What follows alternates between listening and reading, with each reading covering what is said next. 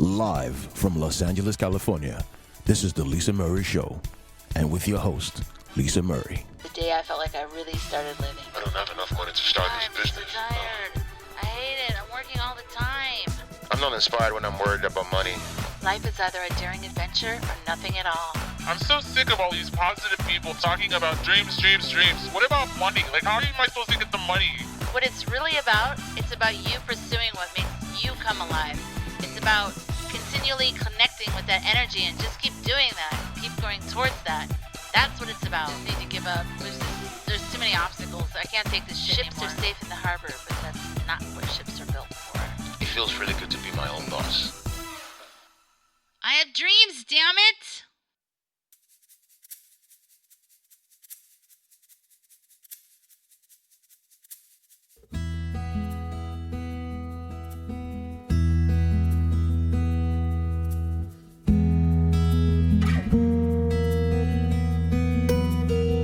Hey guys, how you doing? So today it's going to be sort of a quick little free-flowing thought about a topic, and it's something that I've been feeling like more and more being led to discuss and to bring up, and that is spirituality.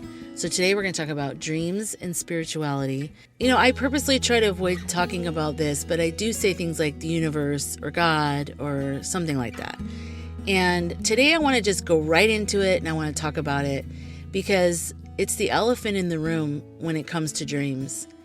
I don't know how you can go for something that's kind of impractical and not think about where has this idea come from, or at some point need some type of supernatural assistance with the whole thing. Because this is not a journey that you can really go on without something bigger than you assisting you at some point. And I know, like in AA and all that, any 12-step program, they talk about just your higher self. It doesn't have to be a religious or spiritual belief. It could just be something that's bigger than you. It could be you in the highest sense, whatever it is. So just to let you know what I believe, for me, I feel like the whole idea of the dream that's in me and whatever it is, you know, as it evolves, is my spiritual instructions. And I'm not religious. I grew up Catholic. I love the churches of Catholicism, and I love my own connection to it. I love the rosary. There's a lot of things about Catholicism that I really like, but I feel like I'm just a spiritual person. Like, I think about nature and animals and the stars and energy and I don't know. I'm just more of like a worldly, looking at everything. I like learning from all different kinds of religions. And right now I actually go to a church, Unity. It's worldwide. I'm sure you've probably heard of it. You can go to unityworldwide.org, I think. I don't even know. And I really like it. And I like it because it incorporates like Buddhism and Christianity and all these different things. And for me, I just like taking the teachings from a bunch of different people. I don't like to subscribe to one religion. And I've been like this since I was a kid. Because I remember being in church thinking, I look around and there's stand, sit, kneel, typical Catholic mass. And I would think to myself, that's interesting that these people need this to feel connected to God. Because I don't need that. And I mean, I was a little kid when I thought that. But I was happy. I wasn't saying it to be sarcastic or mean. I'm happy if a person finds something that helps them stay connected. And like going to this Unity church, I don't go every week. I don't go all the time. But when I do, I think about when I'm sitting there, I'm thinking I'm investing solely in my spirituality right now. Like just the part of me that needs to believe that everything's okay and that there's a bigger thing going on and that I'm okay in the picture of all of it. And then also being around the people that are also of the same belief, and the love and the support that they offer is huge. And they were really a big part. The people that I met through that church were a big part of my healing. Just by being themselves, by being funny, by being sarcastic. I mean, these are people that are not perfect. These are people that live life, but they're good, and they try to be good with each other, and they're kind. And that, to me, is what it's all about, like, to me. And, I don't know, it's like to me, just spirituality is such a huge part of the dream for me. And I think like in the hero's journey, the very last part of the elixir and sharing that elixir with others, of service, like I talked about with Kate Nelligan, when we talked a little bit about the idea of being of service. That's really important to me. And really, since Derek and Michael died, that became very clear to me. Like whatever my humanness wanted in this lifetime, my ego, whatever, when Derek died, when Michael died, two separate moments, close to each other, but separate. I remember feeling like all of that was wiped away. I could care less about all that stuff. Anything. And I'm not really that materialistic in the first place. I'm not really into that kind of stuff. But any part of me that might want something like that or whatever was completely pushed away and gone. I feel like it actually was burned off, like through the Phoenix fire kind of thing.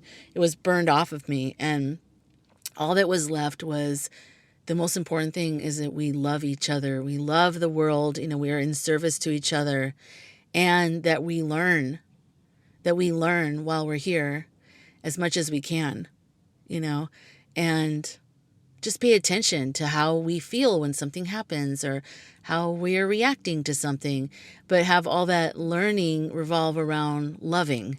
Like, why can't I love more? Why am I being threatened right now? Why do I feel the way I feel? And I mean, I've got a lot of really good answers for that. Like, I'm like, because I'm like trying to build my business, because I'm worried about money, because I'm hurt. I thought that person was my friend. Why'd they do that? So I'm not saying we don't have really good reason, but for me, the thing that I go to make sense of it all really is God or the universe or whatever. And I say that out of total respect, out of whatever it is. Because, I mean, from the time I was a kid, I remember talking to the sky and talking to trees and talking to the moon. And I felt like I was talking to a specific energy.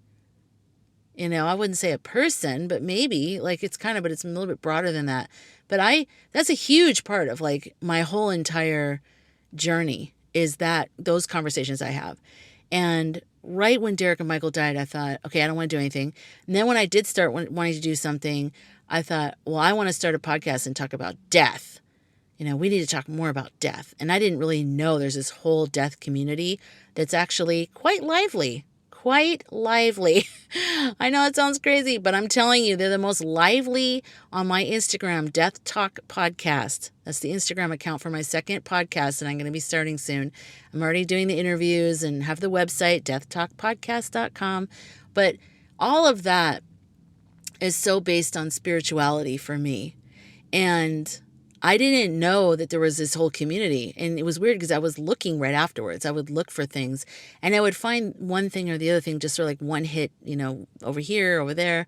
But then when I started this podcast, it was like as soon as I started the Death Talk podcast in terms of setting up all the accounts and starting to post on social and all that, oh my God, this whole community is just there and it's thriving. And it's really about being aware and being alive while we're here by not ignoring the fact that there's a whole bunch of questions about why are we here? Where did we come from? Why are we here? And where do we go when we die? Those are my 3 questions. I always think about that. And I've thought about that all my life. I've always thought about that. And there's only times when I don't think about it if I'm just busy trying to learn some human stuff, like working in some insurance company. And I'm like, oh my God, I have to figure out all this stuff. And it feels very all-consuming. But I'm still like talking to that energy in my head, that energy that I think of as God or the universe or whatever. And so it's such a huge part of dreams for me. And it's such a huge part of the Death Talk podcast. But with Death Talk podcast, is just so you know, it's going to be really different than this one, I think. But as it is right now, I'm going to have interviews. And I have some really great interviews so far. I'm really excited. And I've got 2 more coming up next week. And I cannot wait to do them. But there's a whole community. There's a bunch of different things that we can learn about, like green burials and death doulas and people who work in hospices and just like preparing for your death. And also mediums who talk to people, who have passed on. There's a spiritual animal mediums that can speak, that can understand what animals are saying, our pets and other animals when they pass. And also some people who have had near-death experiences, which is really fascinating.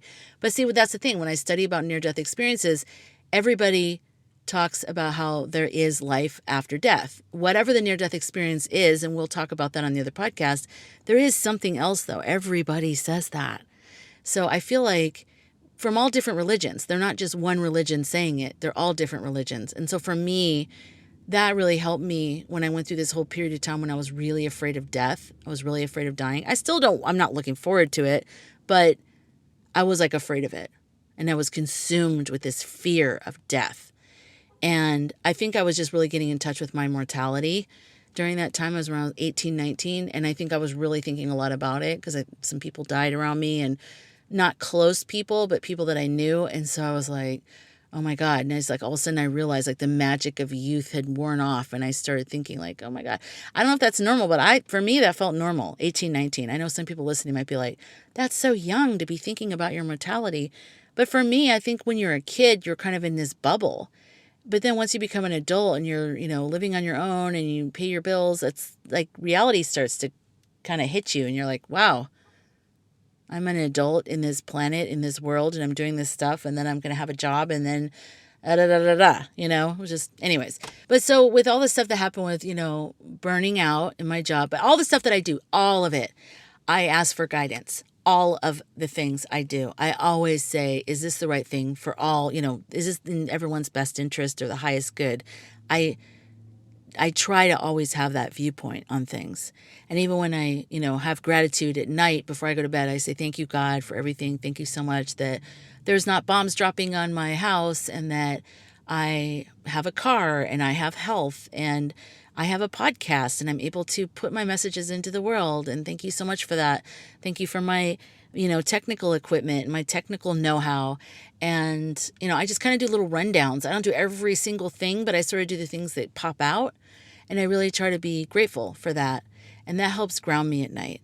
And I think if I didn't believe that I was talking to someone, or I wasn't aware of some other energy or a bigger energy, I wouldn't even do that, because what would I, you know what I mean? Like, so there's so many things that I do that's like a fish trying to describe water with me trying to describe spirituality, because it's so much of who I am and everything that I do, that I think, I don't know. It's like, it's almost like I have to really think about it to not include spirituality in this podcast, because I just don't know how it's possible. I think that it's like, and I like I said, I don't want to go into it because a lot of people have had religious abuse growing up, and I don't ever want them to feel like, I'm sitting here going, God, God, God, God, God, and they're like, I don't believe in God. I don't know what to say. I don't ever want someone to feel uncomfortable. So I'll say the universe, or I think it's God. Like, I really try to keep it on me, and that's intentional because I want to help as many people as possible. And by help, I mean connect with. I don't have the answer to somebody else's problems, but I have, by me sharing my story, I hope that ends up making you feel a sense of connection, and then helping you in that way. And so that's what I mean by help. I hope that by sharing stories, either my own story or people that I know and their stories, that helps you, because that always helped me. When I can listen to people's stories, that helps me. I can now figure out what I need to do a little bit better. Do you love going to farm stands and buying fresh from the farm produce? Do you have to pull over on road trips to pet a cow? No? Okay, maybe that last part's just me. Regardless, we can all agree on our love for all things agriculture. And how about art? Don't you love watching films about artists, painters, singers, dancers, musicians? Coming in September is the Ag and Art Film Festival in Vacaville, California, and they are open for entries. So if you have a film, a narrative, a documentary, a short, or a feature, if you're a student or if you're a pro, this is your chance to show your film to the world. And by the world, I mean Vacaville, California. But still, it's going to be awesome. Visit agandartfilmfestival.com for more information, and you can submit your film exclusively on filmfreeway.com. I almost feel like the dream comes to me from my spirit, or from God, or from whatever you want to call it. and that it's part of my journey that I need to go on, and it's the things that I need to learn and experience. And so it's very closely tied together.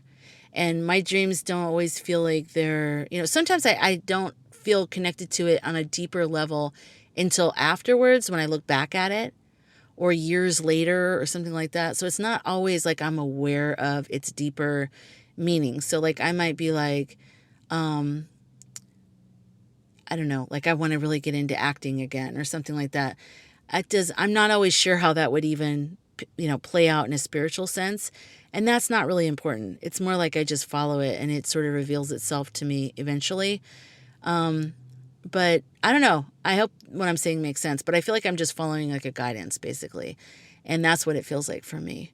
And that's why I'm always trying to look at what the lesson is where I am, or how I can make the world a better place when I'm there. Like, what can I share? How can I help someone? Like, just really being focused on that type of thought process. So, I don't know what your spiritual beliefs are, but I found it's a lot easier to go for my dreams having a energy that I talk to, that I call God sometimes, and sometimes I don't. I don't know why. I don't. Sometimes I'm fine with saying God, and other times it doesn't feel right to say God. I don't know why. But, I don't think I would have gotten through the hard times or would continue to get through the hard times if I didn't have that relationship with that energy. Like there's this energy that's like a God energy that I talk to, and I feel like that's such a huge thing that, like, because people always let us down. People aren't perfect, and people are flawed, and people say the wrong thing and don't act excited about your great project, or, and like people are always letting me down. It's just, I'm sure I let people down, and we all let people down. We're human. We don't know for sure, like, and even if you knew, you're just human. You might just have a bad day at the worst possible time when someone really needed you. And it's horrible when that happens, but it happens. But the one thing that is there is that when I talk to that energy is there for me. And, that's that. That energy doesn't let me down. That energy is there for me. And I choose to believe that, and I choose to live my life like that. And that helps me. And I honestly, even if it's my imagination, fine. All of this life is ultimately an imagination in some ways. It's all a hologram, man. But seriously, like, this whole thing is a trip. All of life is a trip.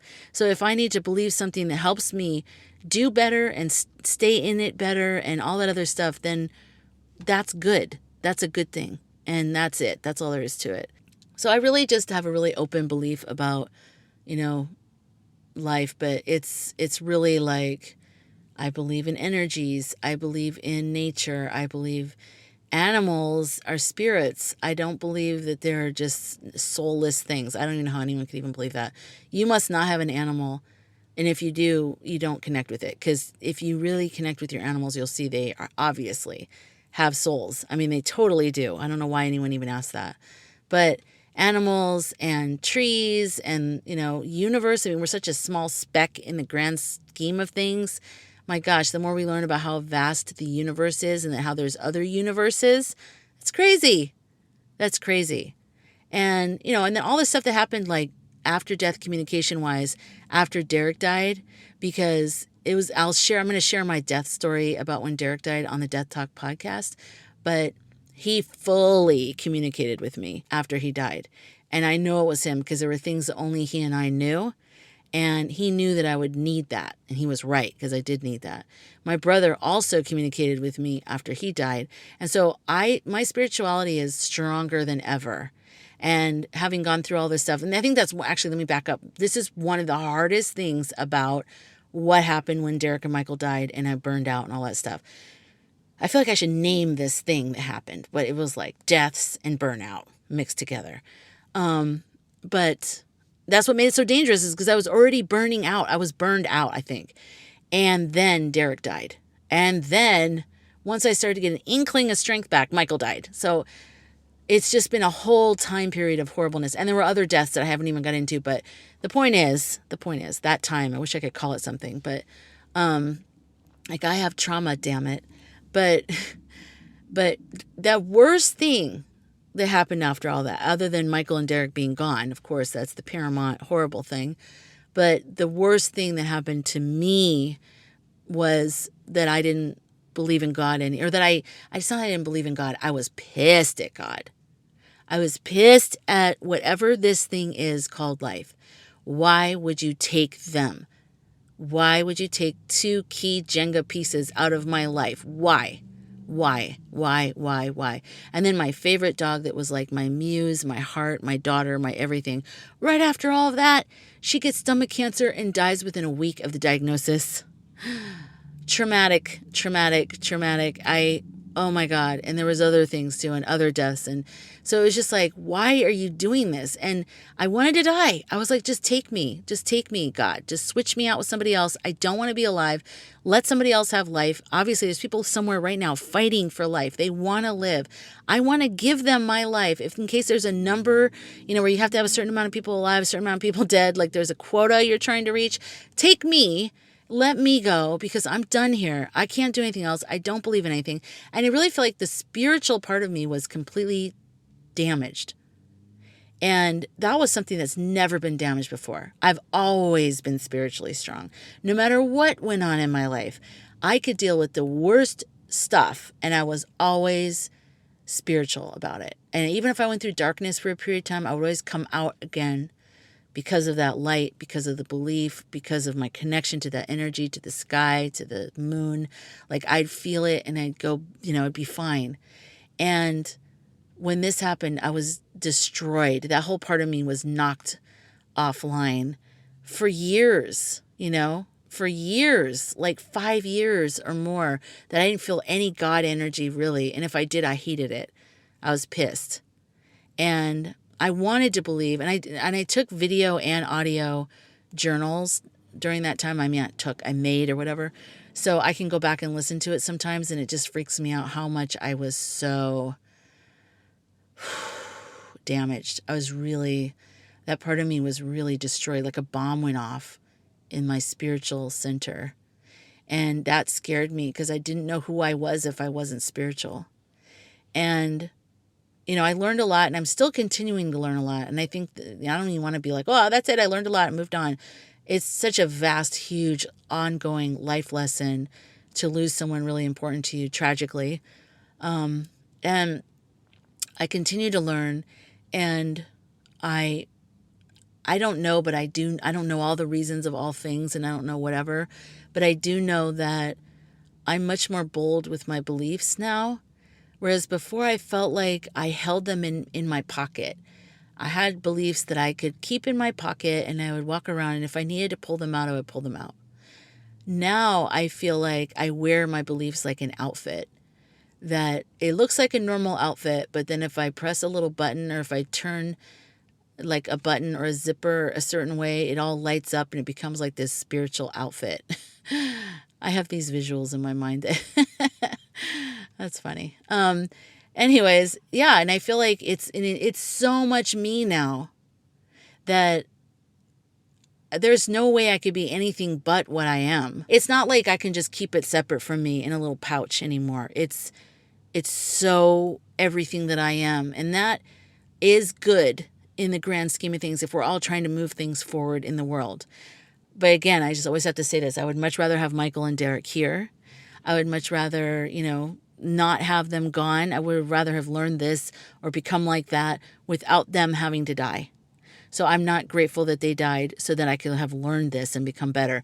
I'm just saying, like I've said before, their deaths, it's not like I had a choice to get better. I either got better or I got worse. I didn't have a choice. I didn't want to get worse. And so I started getting better. And also it's just natural that I started wanting to do things for the world again. And then I wanted to start to connect and give back and all this stuff because that's who I am.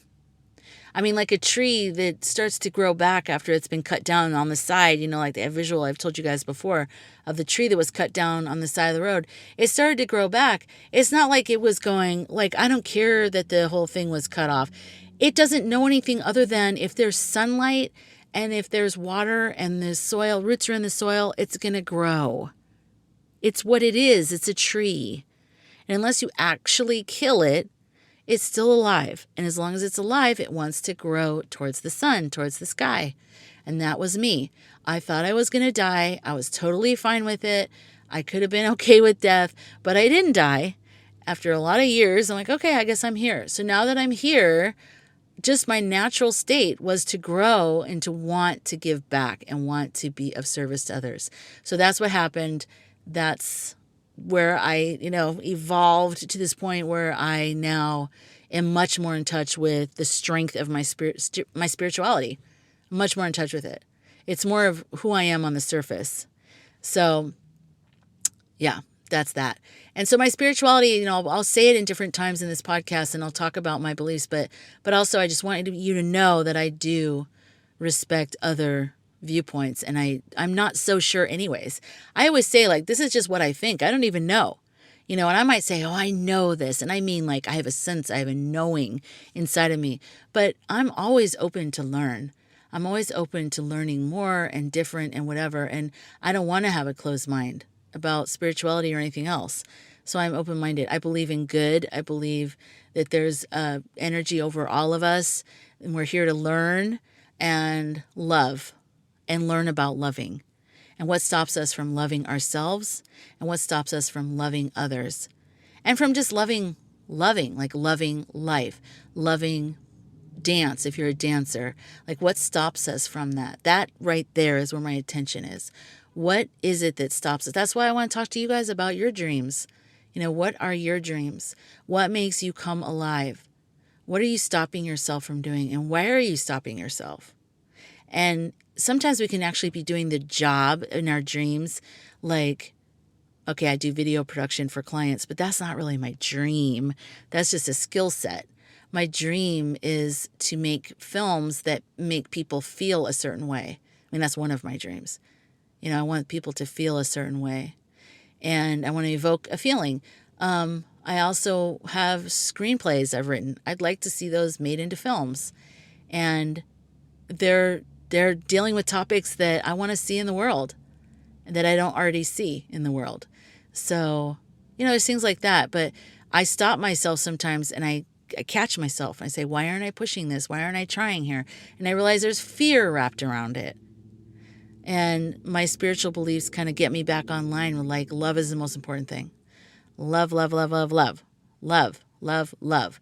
So finding what you love, like, oh my God, I love this. I love cooking. I love traveling. I love buying clothes for people. I love, I don't know, what else is there to love? I love performing music in front of an audience.